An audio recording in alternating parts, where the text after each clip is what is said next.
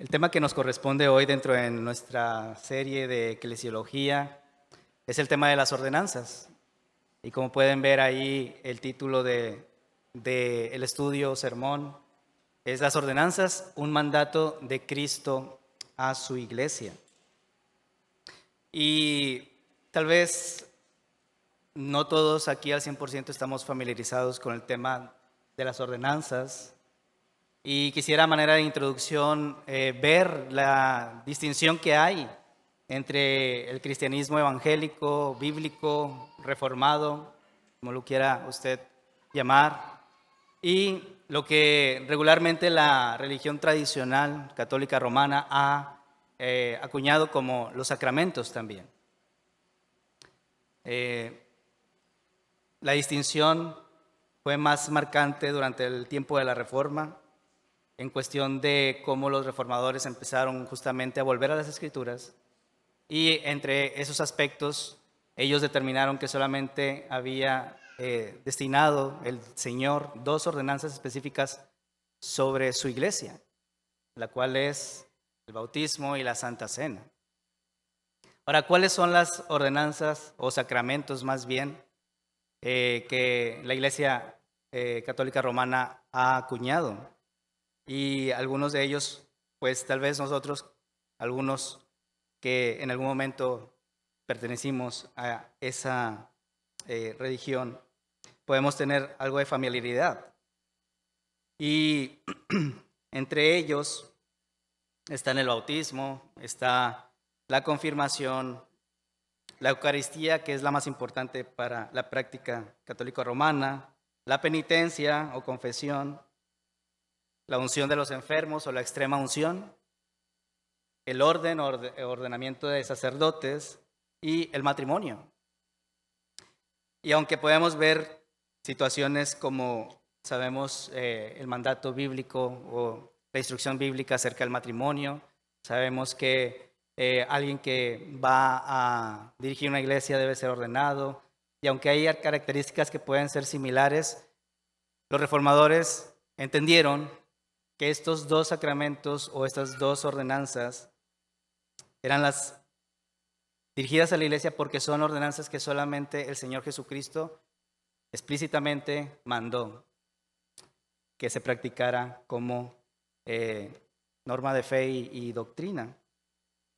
Así que ante esto podemos ver que la práctica tradicional, ellos atribuyen a los sacramentos una función en la salvación.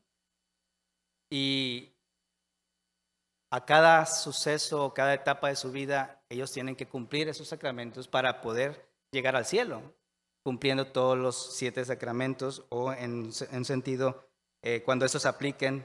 Por ejemplo, sabemos que alguien que es ordenado como sacerdote, pues no puede ser no se puede casar. Sin embargo, ha hecho su pacto por medio de la ordenación. Así que el distintivo claro para nosotros es que ni la Santa Cena ni el bautismo tiene una obra de salvación sobre nuestras vidas. Y eso es algo que quisiéramos dejar como fundamento de entrada, porque, hermanos, estamos en un país donde nuestra conversación, nuestro acercamiento, nuestro trabajo de evangelismo va a topar siempre con alguno de esos aspectos muy arraigados en las costumbres de nosotros como pueblo, como nación. Y creo que en muchos de nosotros en algún momento hemos tenido ese tipo de conversaciones con alguien. Y por ejemplo, ahorita lo vamos a ver más adelante en el tema del bautismo, como algunas personas piensan, bueno, yo ya fui bautizado, yo no necesito bautizarme de nueva cuenta, aun cuando la persona incluso empieza a congregarse en una iglesia bíblica o evangélica. Ellos aún tienen muy arraigada esta percepción del bautismo, y vamos a ver por qué sucede eso un poco más adelante. Así que a tema de introducción o a manera de introducción hacemos esta distinción. Y ahora sí vamos a este pasaje que hicimos lectura, y quisiera hacer de nueva cuenta lectura en Hechos capítulo 2, versos 37 al 42. ¿Por qué este pasaje? Porque en la descripción, en el relato del pasaje, se nos describe entre varios aspectos justamente el bautismo y la cena del Señor, o la práctica de la comunión. Dice la palabra de Dios, Hechos 2, 37 al 42. Al oír esto, se compungieron de corazón y dijeron a Pedro y a los otros apóstoles: varones hermanos, ¿qué haremos? Pero les dijo: arrepentíos y bautícense cada uno de vosotros en el nombre de Jesucristo para perdón de los pecados, y recibiréis el don del Espíritu Santo. Porque para vosotros es la promesa, y para vuestros hijos, y para todos los que están lejos, para cuantos el Señor nuestro Dios llamare. Y con otras muchas palabras testificaba y les exhortaba, diciendo: sed salvos de esta perversa generación. Así que los que recibieron su palabra fueron bautizados, y se añadieron aquel día como 3,000 personas. Y perseveraban en la doctrina de los apóstoles, en la comunión unos con otros, en el partimiento del pan y en las oraciones. Y quisiera hacer aquí un breve paréntesis, en el sentido de que hoy tal vez hay gente aquí que nos visita, que tal vez escasamente ha escuchado el Evangelio o tal vez no lo ha escuchado. Solamente el Señor sabe quiénes son los creyentes en medio de nosotros. Y por eso, sabiendo que las ordenanzas es un mandato de Cristo a su iglesia, es decir, aquel que ha creído y puesto su fe en Él, quisiera hablar a aquel que hoy está aquí y que puede decir: bueno, ¿cómo yo puedo tomar esto que hoy escucharé? Y quisiera decirle simplemente que nosotros, Dios nos creó para habitar en su presencia, pero nosotros nos rebelamos contra Él. Y en esa rebelión llamada pecado contra Dios, han venido a sufrir muchas consecuencias la humanidad. Y tal vez hoy usted está aquí padeciendo esas consecuencias de la separación de Dios por su pecado. Y tal vez ha buscado muchas formas de salir adelante y ninguna ha traído esa paz, ese descanso, esa satisfacción a su alma. Y hoy Dios le ha traído aquí en este lugar para llamarlo de una vez más a Él. A ese Dios que se encarnó, que nació de una virgen, que vivió perfectamente la vida que nosotros no podíamos vivir, que murió en una cruz, pero venció la muerte y el poder de las tinieblas, el poder del pecado, para salvación nuestra. Y hoy Él está aquí, llamándole una vez más. Y esa es la manera en que en el relato que hoy leímos en el pasaje de Hechos 2, vemos que al oír palabras como estas, la audiencia se compungieron en su corazón. Y su respuesta fue: ¿qué hacemos? ¿Qué hacemos para poder ser como tú, Pedro? Que has hablado y has expuesto todo esto. Y Pedro les llama al arrepentimiento. Y no hay manera de venir a Cristo sin arrepentimiento. No hay manera de escuchar el Evangelio conforme a la voluntad de Dios sin reconocer que estamos completamente perdidos, que todo lo que hemos hecho y tratado de hacer en nuestras vidas solamente nos ha llevado hacia un abismo más. Y es por eso que el Señor nos anuncia su Evangelio. Así que si usted hoy cree en el Señor Jesucristo y se arrepiente de sus pecados, usted puede venir a la familia del Señor, a la familia de Cristo. Hoy podría ser ese día. Y oramos para que la obra del Espíritu Santo sea en cada uno de los corazones que hoy, tal vez de visita aquí, tal vez que en algunas ocasiones ha escuchado esto, o tal vez que es incluso un fiel asistente o un congregante, pero que realmente no ha conocido a su Salvador. Así que la respuesta natural es humillarnos, arrepentirnos y venir al Señor en fe.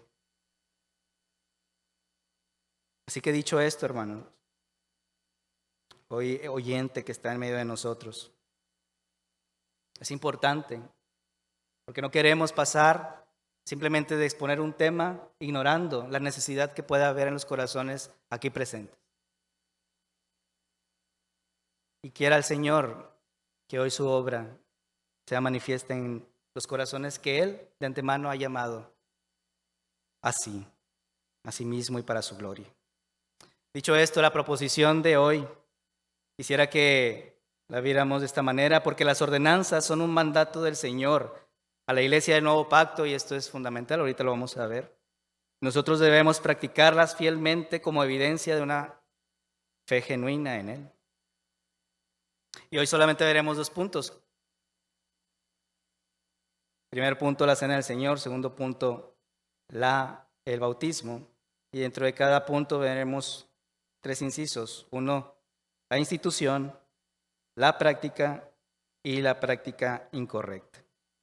Así que yendo al primer punto, que es la cena del Señor, y quise hacer esta distinción, aunque sabemos que generalmente mencionamos que es el bautismo y la cena del Señor, quise ordenarlo en esta manera porque fue la manera cronológica en que Cristo instituyó esto.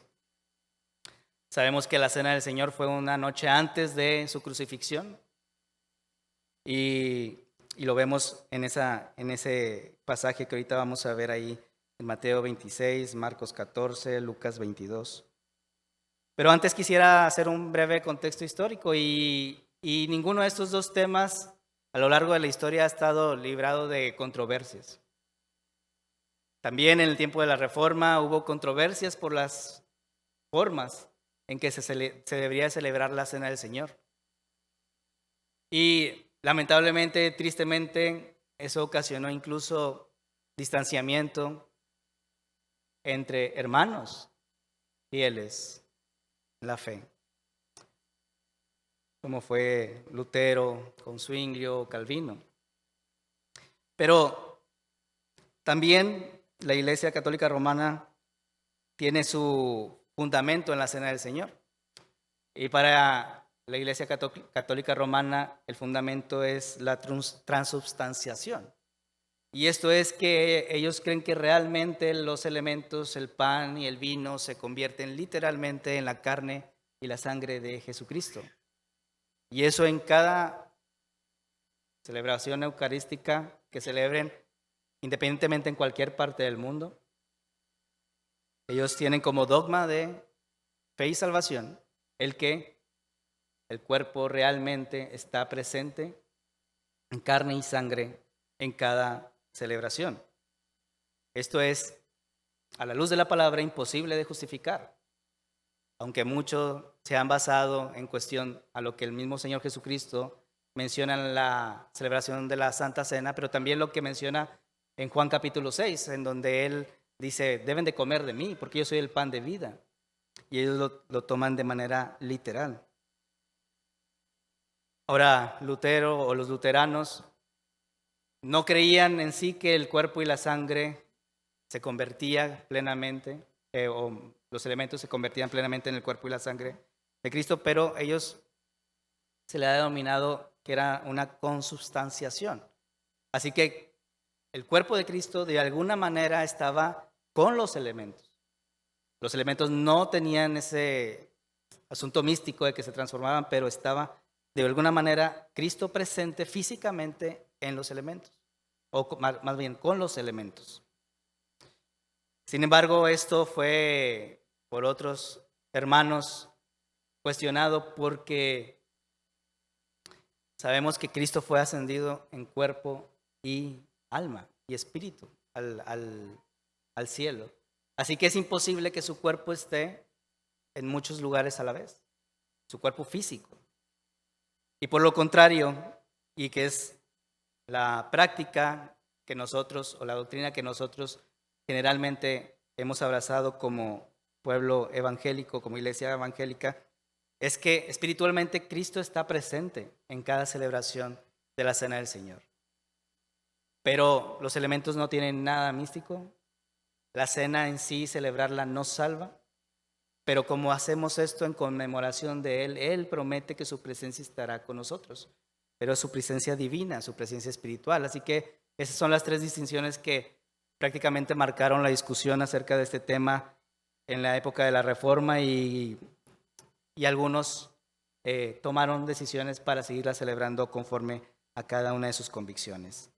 Pero ¿cómo entonces podemos saber que la Cena del Señor es un mandato hacia su iglesia? Bueno, porque el mismo Jesús la instituyó. Y vayamos ahí a Mateo 26, del 26 al 29, por favor.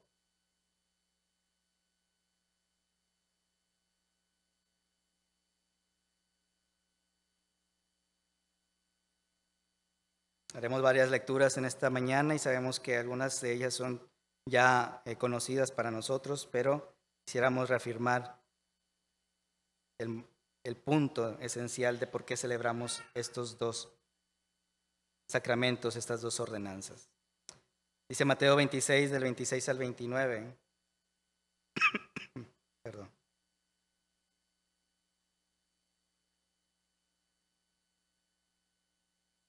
Y mientras comían, Jesús tomó el pan y lo bendijo y lo partió y dio a sus discípulos y dijo: tomad, comed, esto es mi cuerpo. Y tomando la copa y habiendo dado gracias, les dijo, o les dio más bien, diciendo: bebed de ella todos, porque esto es mi sangre del nuevo pacto, que por muchos es derramada para remisión de los pecados.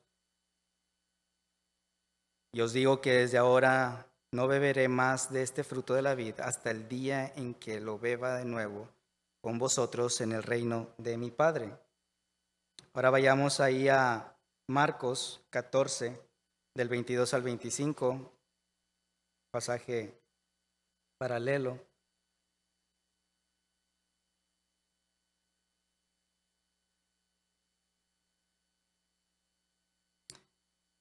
Marcos 14, del 22 al 25, dice: el primer día de la fiesta de los panes sin levadura, cuando sacrificaban el cordero de la Pascua, sus discípulos le dijeron: ¿dónde quieres que vayamos a preparar para que coma la Pascua? Y envió dos de sus discípulos y les dijo: entrar y decir al señor de la casa: el maestro dice, ¿dónde está el aposento donde he de comer la Pascua con mis discípulos? Y un poco más adelante, en el verso 22, y mientras comían, Jesús tomó pan y bendijo y lo partió y les dijo, y les dio, diciendo: tomad, esto es mi cuerpo. Y tomando la copa y habiendo dado gracias, les dio, y bebieron de ella todos. Y les dijo: esto es mi sangre del nuevo pacto. Otra vez ahí el énfasis del nuevo pacto, que por muchos es derramada. De cierto os digo que no beberé más del fruto de la vid hasta aquel día que lo beba de nuevo en el reino de Dios. Y finalmente Lucas 22, del 19 al 20.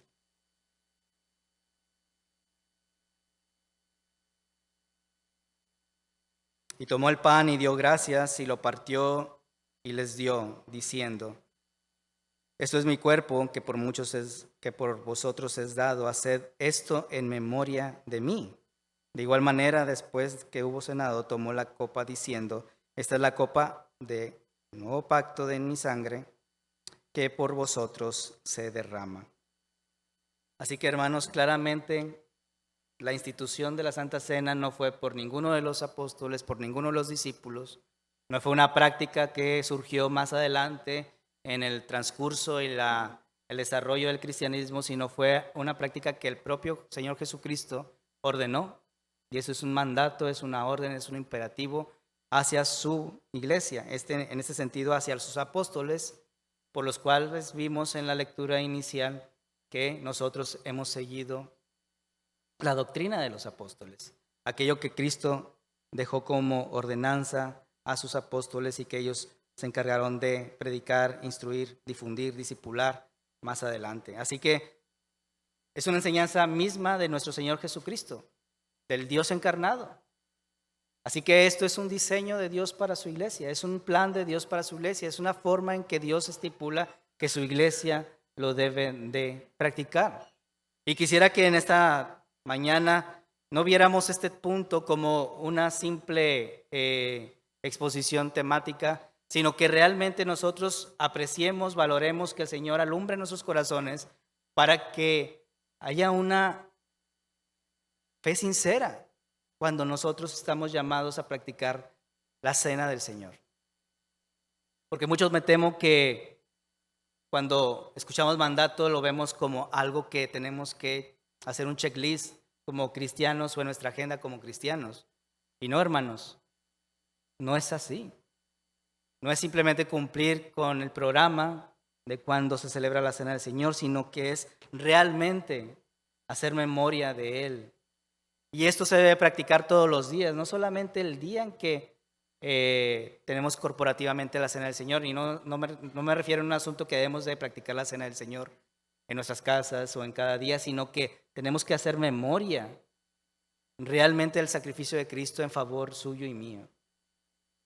Que cuando celebremos corporativamente la cena del Señor, nosotros tengamos esta unidad entre el cuerpo de Cristo, porque estamos todos buscando hacer memoria de lo que Él hizo, de lo que Él sacrificó, de su perfecto amor por medio de este memorial, por medio de esta instrucción que Él nos dice que la debemos de hacer como señal del nuevo pacto.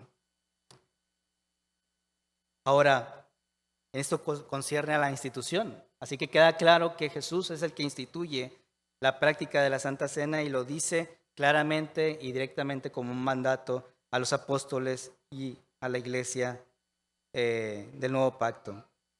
Ahora, ¿cómo es la práctica?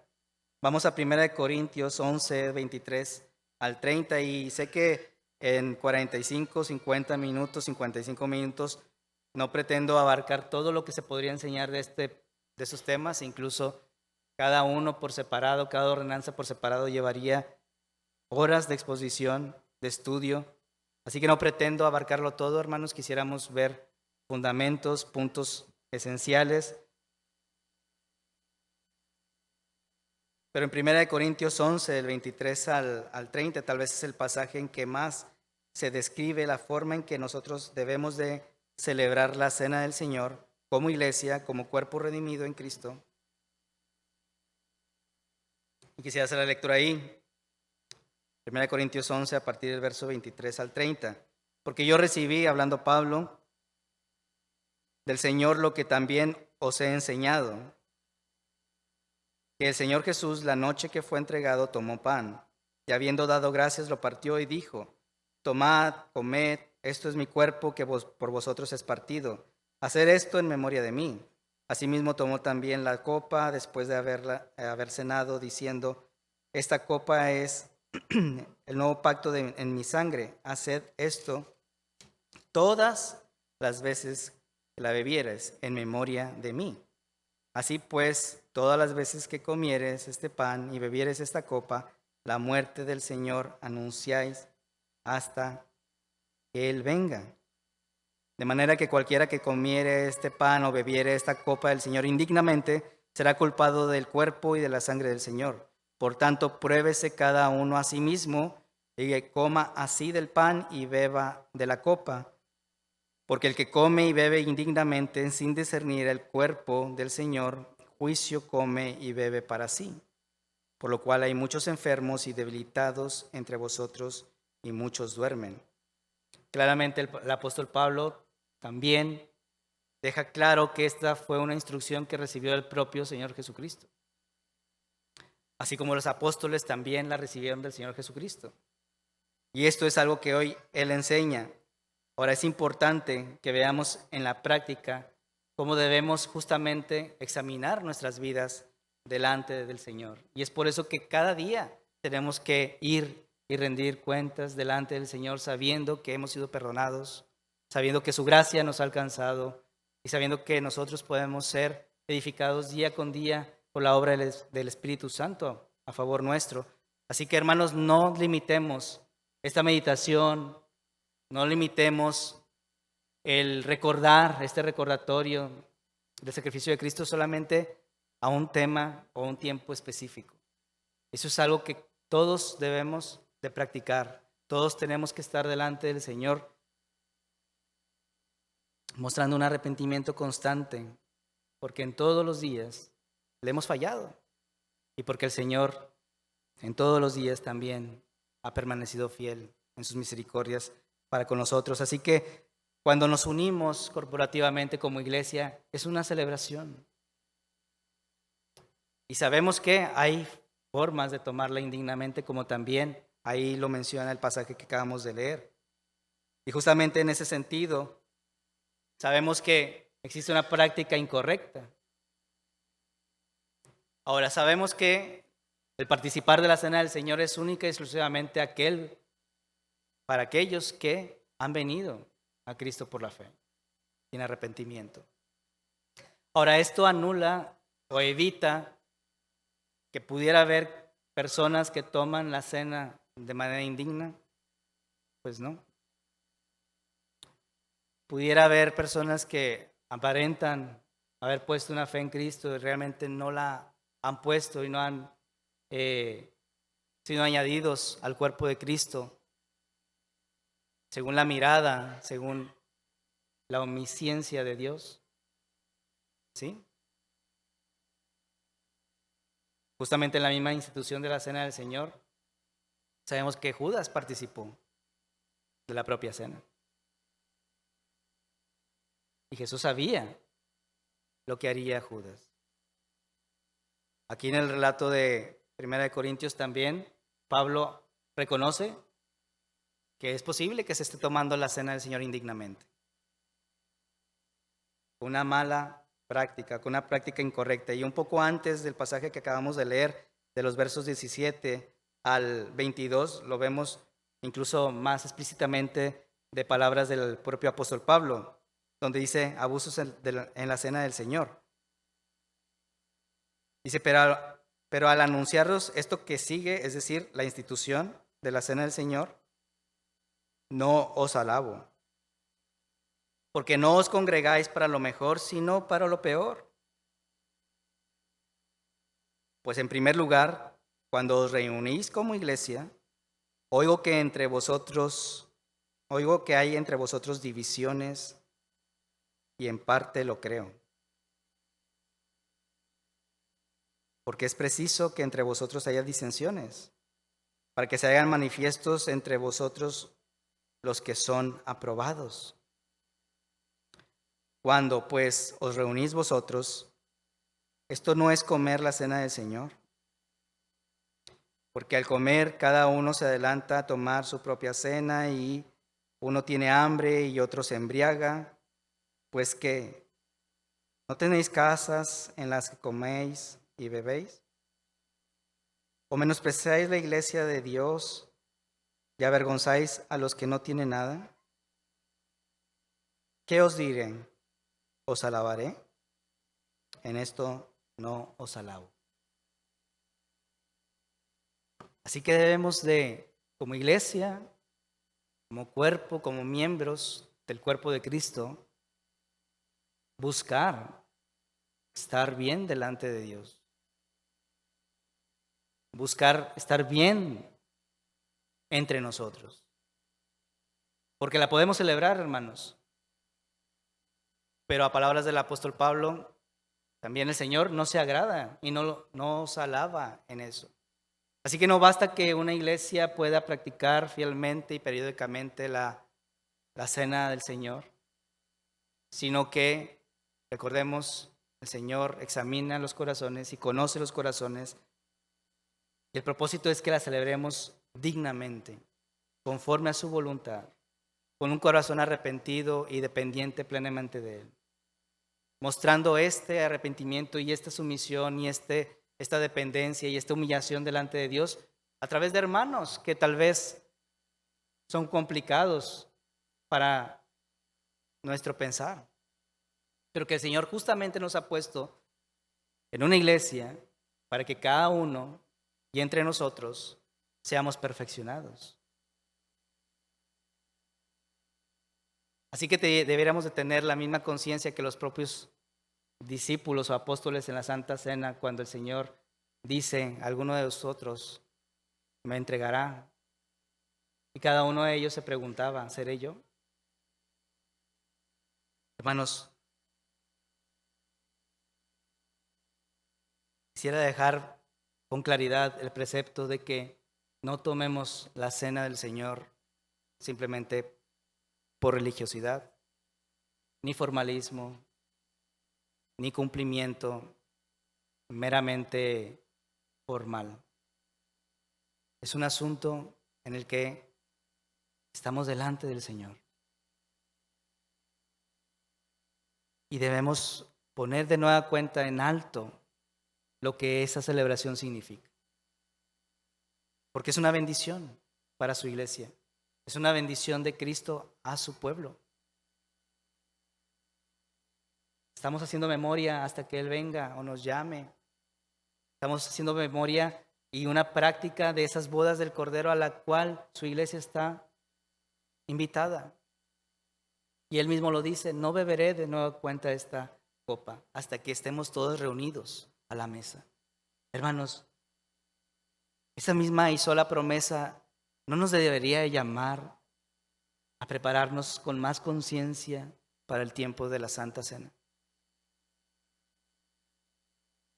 Sí, hermanos, hoy estamos aquí con diferencias, muchas cosas, de por medio tal vez, pero el mismo hermano que hoy está aquí sentado, con el que tal vez pueda tener alguna diferencia, ese mismo hermano Dios lo puede poner en las bodas del Cordero a un lado de usted a la mesa. Y solamente va a ser por la obra del Señor, porque Él cubre multitud de pecados. Y Él nos llama a que nosotros como iglesia vivamos en unidad y realmente agradecidos, teniendo solamente en mente y en nuestra mirada a Cristo Jesús, el autor y consumador de nuestra fe, aquel que nos ha dado este precepto de poder recordar su perfecto sacrificio. Así que, en ese sentido, tengamos esta conciencia viva delante del Señor a través de su palabra y con la ayuda del Espíritu Santo cuando celebremos la cena del Señor. Segundo punto, el bautismo. Y en este sentido cronológico sabemos que Cristo instituye la Santa Cena en una noche antes de ser sacrificado, y vemos que en su resurrección y en su ascensión en la Gran Comisión instituye el bautismo. Así que por esta razón es que lo ordené de esta manera, aunque sabemos que en la práctica no podemos participar de la Santa Cena si no hemos sido primeramente bautizados como un testimonio de nuestra fe pública en Cristo Jesús como único Salvador. Así que el bautismo también, al igual que la Santa Cena, no ha estado exento de situaciones o controversias o diferencias de interpretación a lo largo de la historia. Incluso lo vemos en los primeros escritos, que había algunos que todavía practicaban el bautismo de Juan el Bautista. Y aunque ciertamente el bautismo de Juan el Bautista y el bautismo de Cristo tienen similitudes, como claramente el llamar al arrepentimiento, en un sentido figurado, el pasar por las aguas y ser purificados, comentaristas y el contexto histórico ha marcado que sí hay una distinción entre ambos bautismos. Y ahorita lo vamos a ver en un pasaje o en un par de pasajes.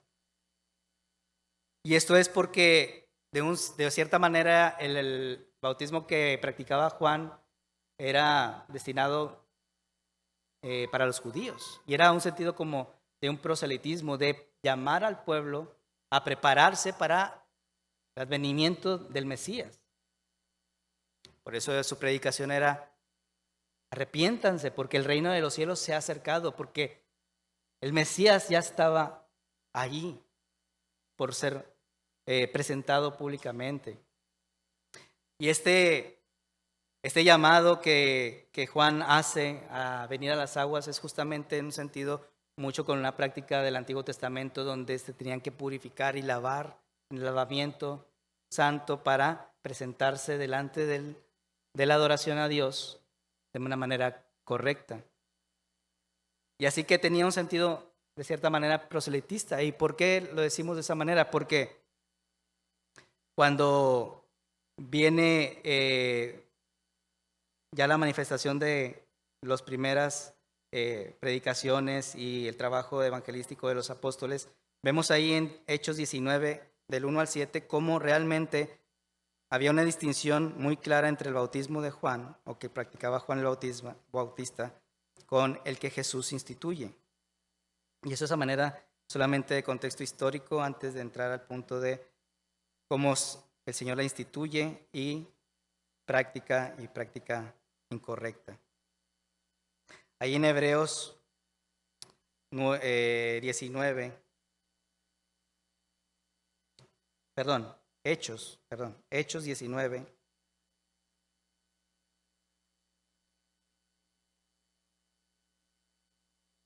del 1 al 7.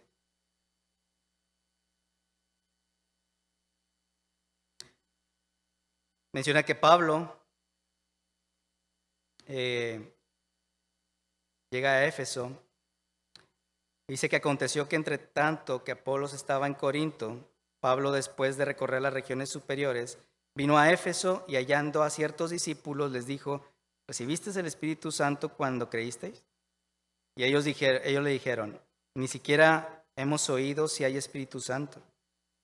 Entonces dijo: ¿en qué pues fuisteis bautizados? Ellos dijeron: en el bautismo de Juan. Dijo Pablo: Juan bautizó con bautismo de arrepentimiento, diciendo al pueblo que creyesen en aquel que vendría después de él, esto es, en Cristo Jesús. Cuando oyeron esto, fueron bautizados en el nombre del Señor Jesús. Y habiéndoles impuesto Pablo las manos, vino sobre ellos el Espíritu Santo, y hablaban en lenguas y profetizaban, y eran todos como unos 12 hombres.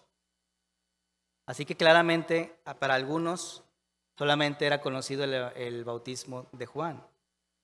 Y aunque sí llamaba al arrepentimiento, no apuntaba directamente al sacrificio consumado de Cristo. Apuntaba hacia la manifestación futura, como Juan hacía la invitación a todo aquel que viniera a las aguas. Pero en el bautismo de Cristo, y como lo vemos en la institución del propio Jesús, en Mateo 28, del 18 al 20, dentro de la Gran Comisión, Jesús claramente dice que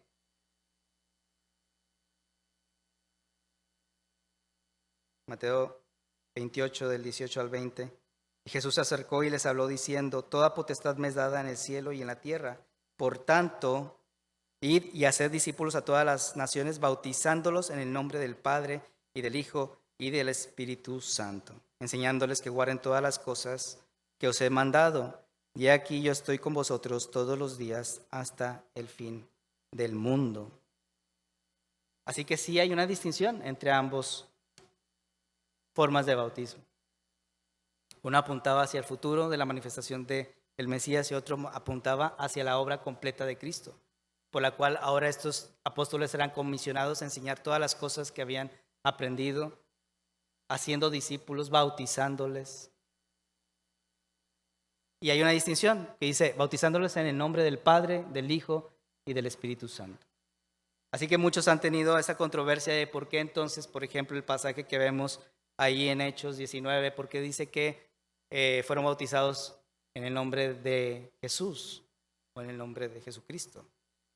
Bueno, simplemente era la distinción de que no habían sido bautizados en el bautismo instituido por Cristo. Era la distinción de hacer una separación entre el bautismo de Juan y el bautismo de Cristo. Y esto fue muy importante para los primeros creyentes, porque incluso la práctica o los discípulos de Juan el Bautista todavía prevalecieron hasta inicios del segundo siglo. Así que hubo aún esa práctica, aún se siguió practicando solamente el bautismo enseñado por Juan el Bautista. Y claramente la manifestación de Cristo estaba ya todo consumado. El bautismo de Juan el Bautista había sido consumado y plenamente instituido por nuestro Señor Jesucristo.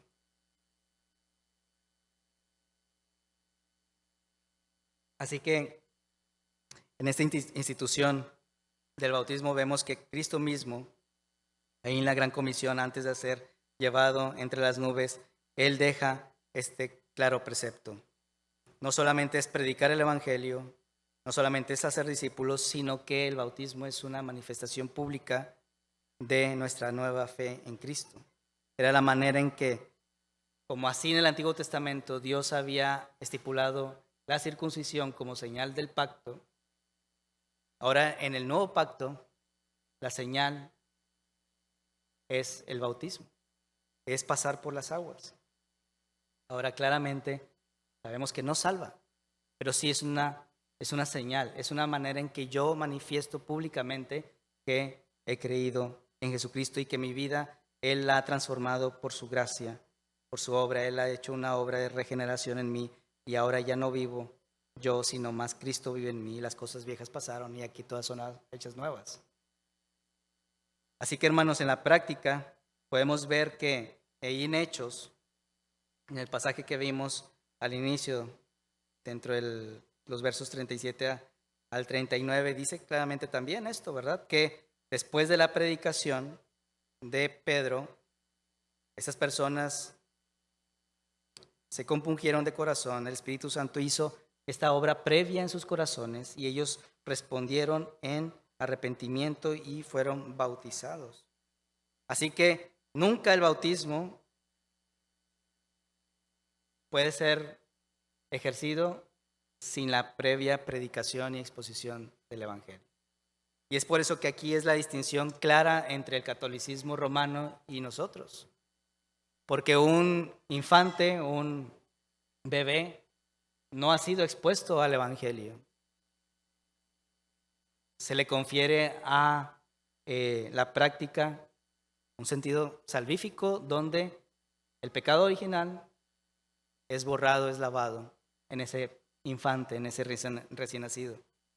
Claramente la instrucción del Nuevo Testamento nos enseña que todos aquellos que venimos a Cristo tenemos que haber sido expuestos a su palabra, al Evangelio de Jesucristo, por el cual Dios obra en nuestros corazones y podemos venir a Él en fe y en arrepentimiento. Y la primer mandato para el nuevo creyente es ir a las aguas, es testificar públicamente que ya no quiero, ya no vivo yo, ya no quiero ser como era antes, ahora soy hijo de Dios por pura misericordia y gracia. Pero también el pasaje de Hechos 8, del 35 al 38, nos da más claridad en este aspecto de cómo debe ser practicada esta ordenanza del bautismo.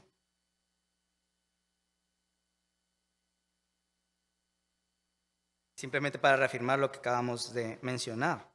Y aquí está el relato de Felipe y el etíope.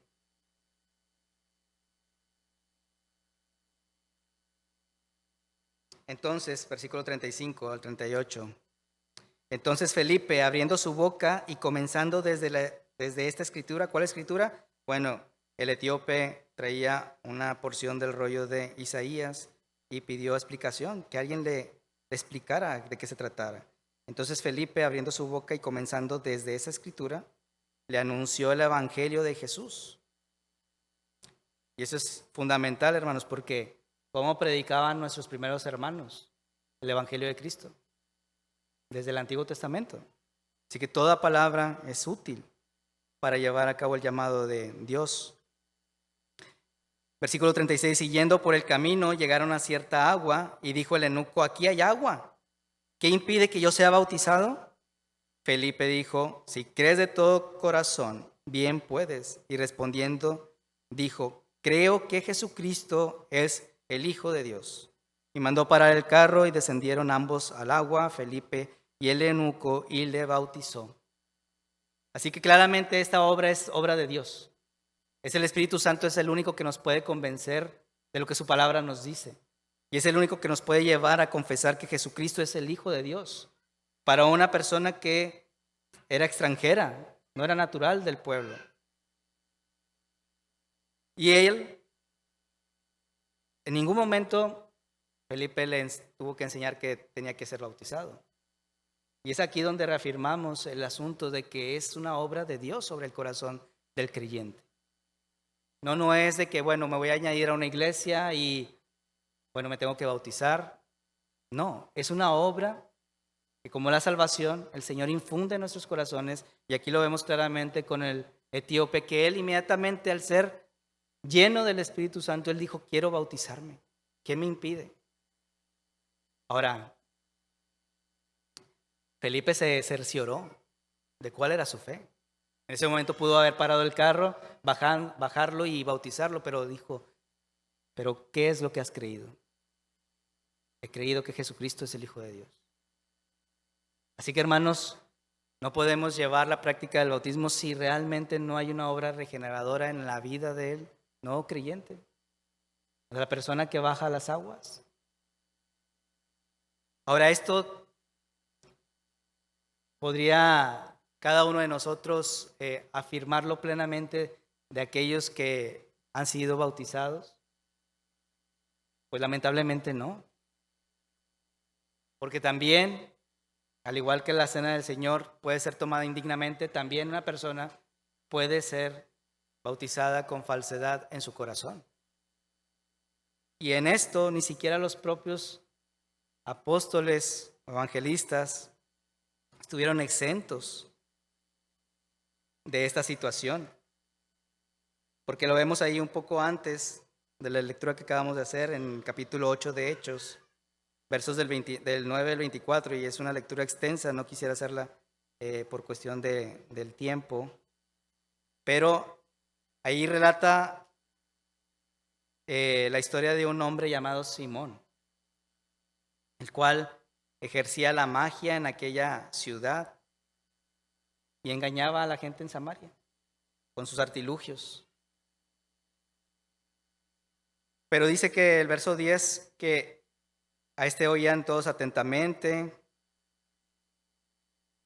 desde el más pequeño hasta el más grande, diciendo: este es el gran poder de Dios. Y le estaban atentos porque con sus artes mágicas les había engañado mucho tiempo. Dice: pero cuando creyeron a Felipe, que anunciaba el evangelio del reino de Dios y el nombre de Jesucristo, se bautizaban.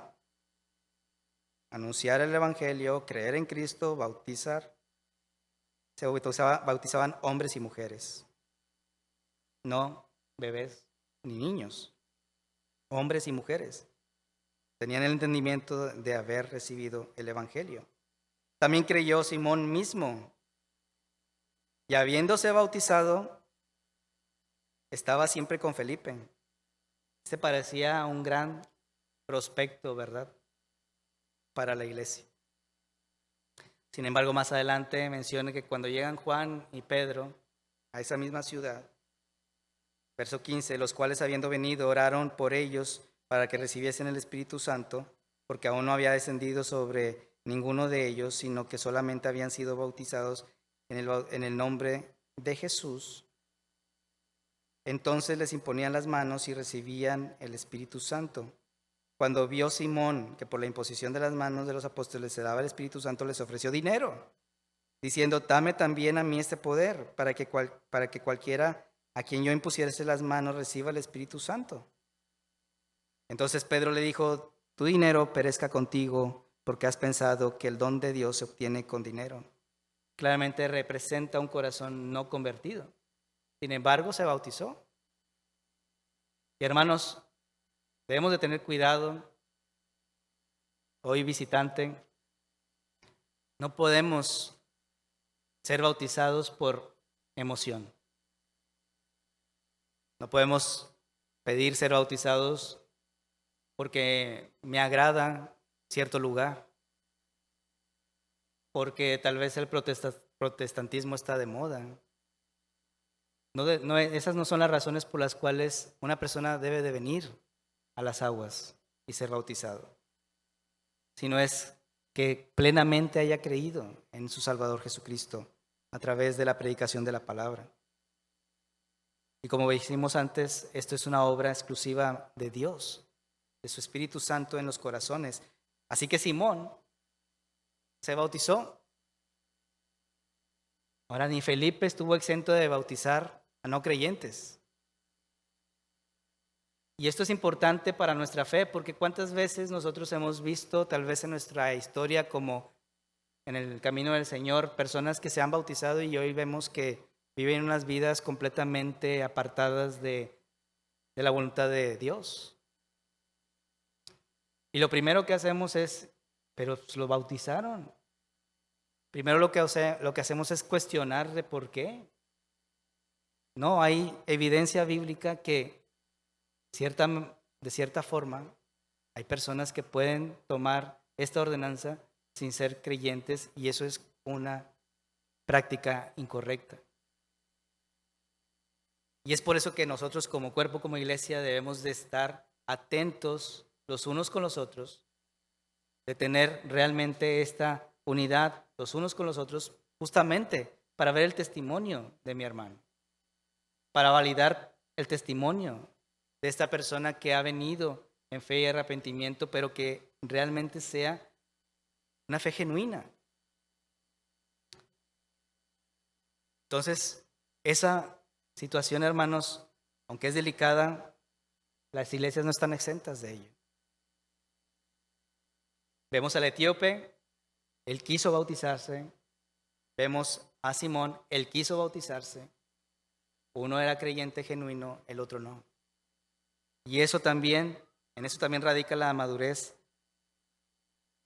de la iglesia. En saber que Dios, en su voluntad, permite que crezca juntamente trigo y cizaña. Pero solamente Él es el que conoce quiénes son los suyos. Nosotros tenemos que seguir predicando el Evangelio. Asegurarnos que aquel que ha venido a las aguas sea discipulado. Que en la medida de nuestras posibilidades nosotros podamos acompañarle. Y que no solamente le aplaudamos y nos gocemos en la ceremonia de bautismos, sino que realmente también le acompañemos. Que realmente veamos los unos por los otros. Así que siempre en este asunto de llevar a cabo las ordenanzas vamos a tener ciertos riesgos. Y eso es inevitable porque nuestro corazón muchas veces es engañoso. Así que como conclusión, en un sentido práctico de qué sí es la cena del Señor y qué no lo es, podemos ver que uno es un mandato de Cristo a su iglesia, la cual debe de celebrarla de forma periódica y constante. Esa es la distinción entre celebrar la cena del Señor y el bautismo. El bautismo es una vez, la cena del Señor se practica constantemente.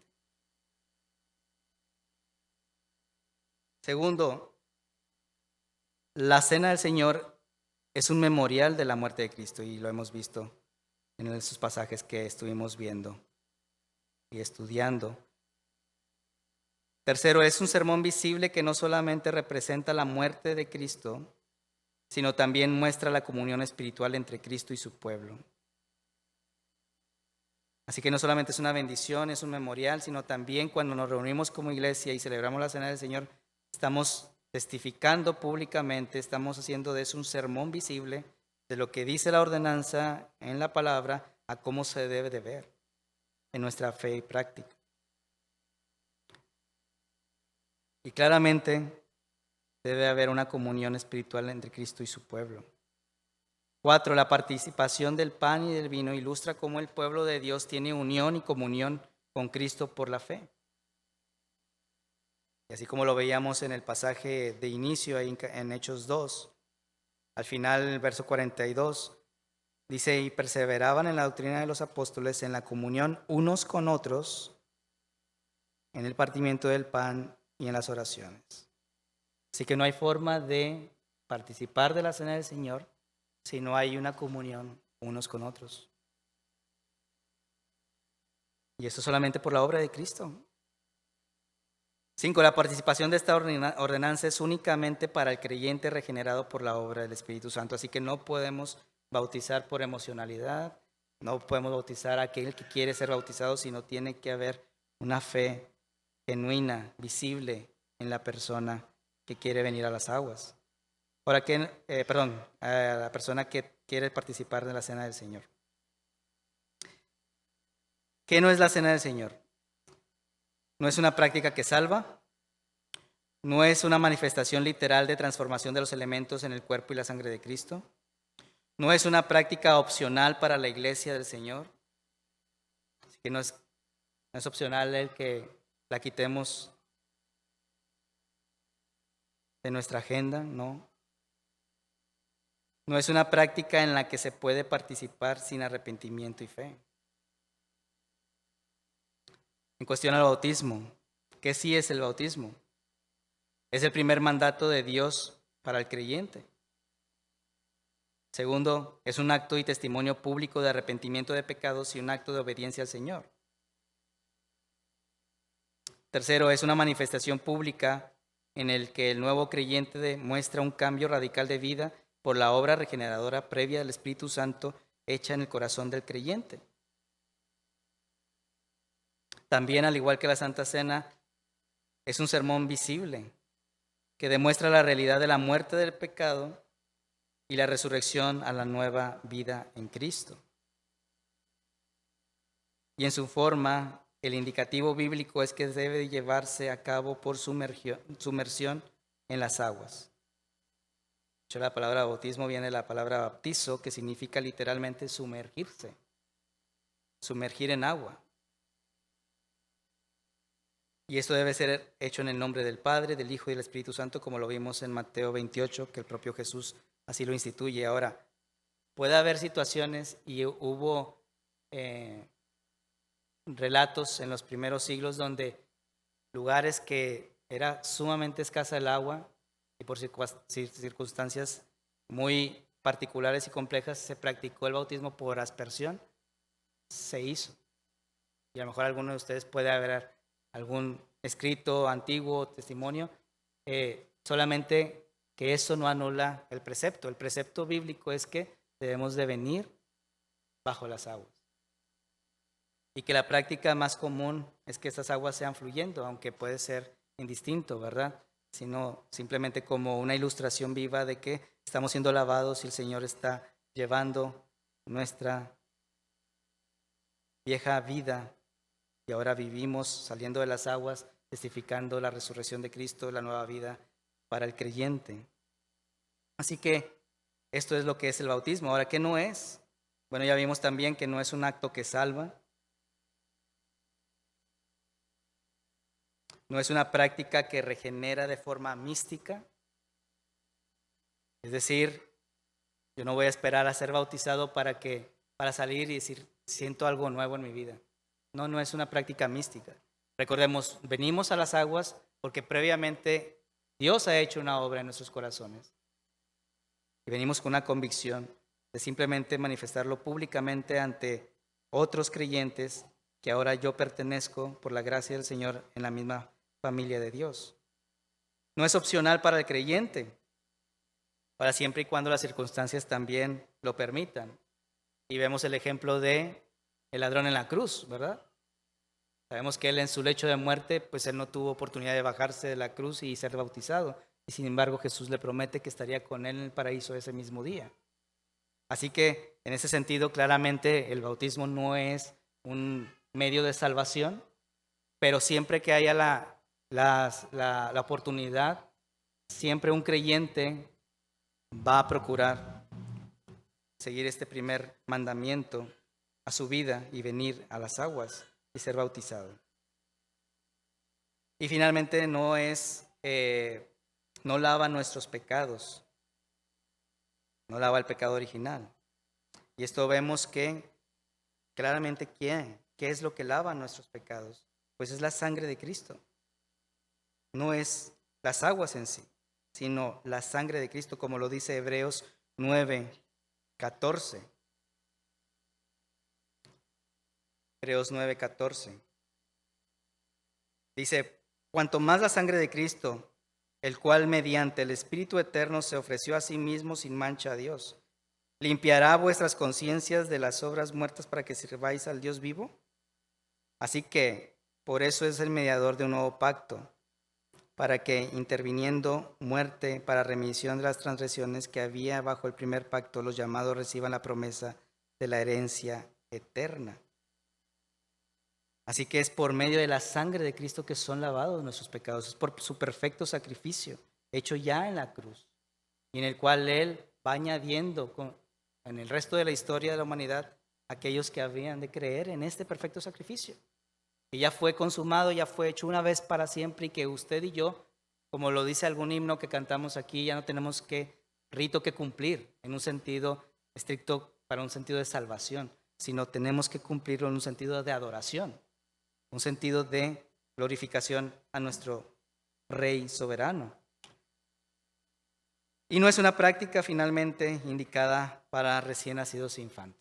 Así que simplemente con estos puntos finales quería reafirmar algo que estuvimos viendo a lo largo del estudio de esta mañana. Como aplicaciones finales, el llamado a la fe y al arrepentimiento debe ser genuino, hermanos. Y hoy quisiera animar aquí a la iglesia local a que oremos fervientemente porque estas par de ordenanzas sean constantes en nuestra congregación local. Porque una iglesia que no celebra bautismos por cierto tiempo claramente no está cumpliendo su gran comisión. Y la palabra de Dios dice que el Señor añade día con día aquellos que habrían de ser salvos. Nosotros debemos orar fervientemente como iglesia local. ¿Para qué? Para que el Señor añada nuevos creyentes. Pero para que use también nuestras vidas en hacerlo. Para estar preparados para presentar toda buena palabra delante del mundo que está afuera, que no conoce al Señor. Y es por eso que estas ordenanzas son una bendición para nosotros.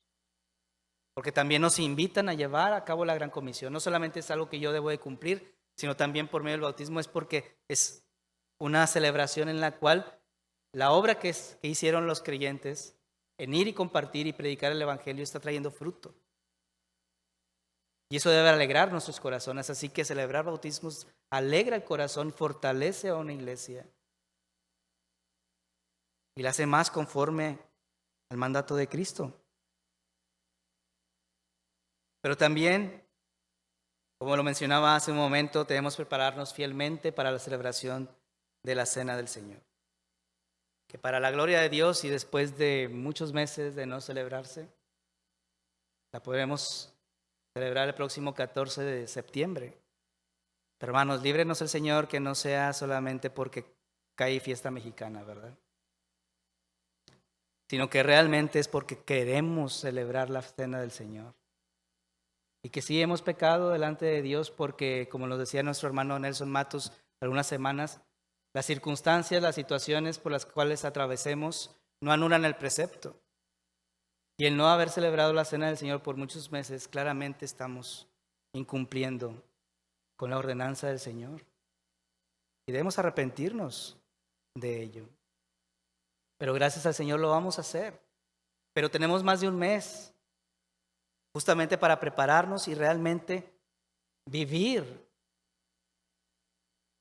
ese momento de una forma genuina, bíblica y conforme al corazón de Dios. Y quisiera cerrar con una cita que menciona Jeffrey D. Johnson ahí en el libro que estamos estudiando en grupos pequeños de la iglesia. Dice su página 55, sin fe para con Dios, claramente no podemos celebrar la Cena del Señor, sin fe para con Dios, pero también y una conciencia limpia para con los hombres, es decir, vertical con Dios, horizontal con nuestro prójimo. Dice, sin fe para con Dios y una conciencia limpia para con los hombres, los miembros deben abstenerse de participar en la comunión,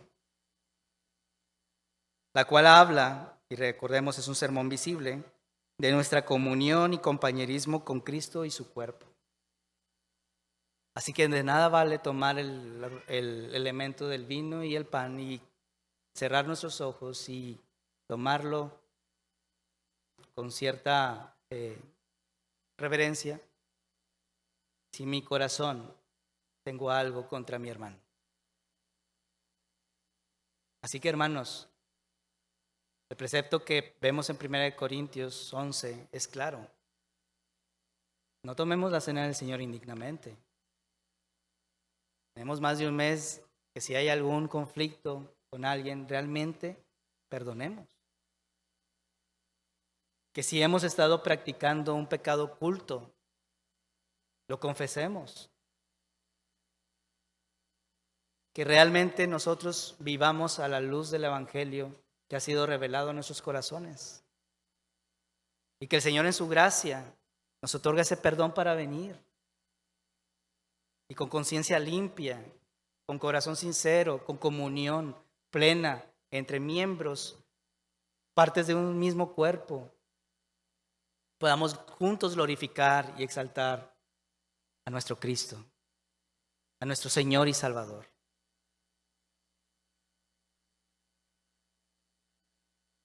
Así que hay mucho que orar, hay mucho que venir delante del Señor porque como iglesia tal vez nos hemos distraído y desenfocado del verdadero llamado que tenemos como creyentes. Así que el Señor en su gracia nos conceda el poder llevar las ordenanzas conforme Él las ha estipulado, físicamente, pero también espiritualmente. Oremos. Señor, sabemos, Señor, que en muchas áreas cada uno de nosotros tal vez en su momento no concebimos a plenitud la importancia de estos elementos, de estas ordenanzas. Pero como tú mismo lo dices, Señor, tus ordenanzas, tus mandamientos no son gravosos para tus hijos. Porque tú, Señor, cuando fuiste bautizado, lo hiciste para anular todo aquello, Señor, que se demandaba del viejo pacto sobre nuestras vidas y que éramos incapaces de cumplir. Tú en tu bautismo inauguraste el nuevo pacto. Y hoy nos llama, Señor, a seguirlo practicando, a que la celebración de la Santa Cena sea también, Señor, este momento en el que juntos glorificamos tu bendito y santo nombre, pero también anticipamos lo que tú, Señor, has prometido que harás con tu iglesia cuando estemos delante de ti, gozando de tu presencia para siempre. Así que esto es una gran bendición tuya a nuestras vidas, pero ayúdanos a atesorarla, Señor. Espíritu Santo, todo letargo espiritual que hay en medio de nosotros, todo desánimo, Señor, caiga por tierra por el poder de tu obra en nuestros corazones, de tu bendita proclamación de tu palabra. Que tú nos recuerdes, Señor, porque nos has salvado. Y no nos has salvado para ser librados del infierno, no nos has salvado simplemente para cumplir con una religiosidad. Nos has salvado para que en todas las cosas y en todo lo que hagamos, solamente tu nombre sea glorificado. Ayúdanos, Señor, para que tu nombre sea glorificado en medio de esta iglesia que tú nos has concedido, pero también al celebrar tus ordenanzas. Todo esto te lo pedimos en el nombre de Cristo Jesús. Amén.